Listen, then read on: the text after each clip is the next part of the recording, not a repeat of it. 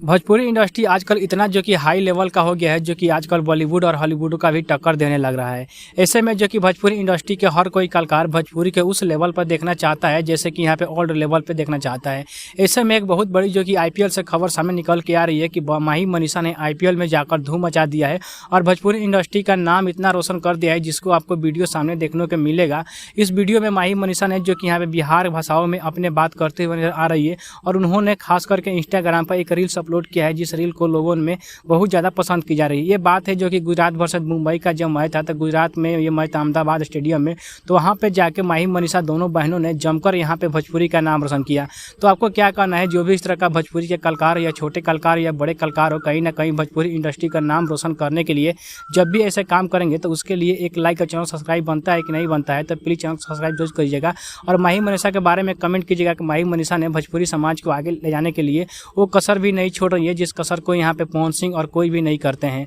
अगर हम बात करें तो आजकल यहाँ पे महिलाएं कहीं ना कहीं जो कि पुरुषों से तेज है, तो इस पर आपको क्या कहना है, कमेंट में जरूर बताइएगा।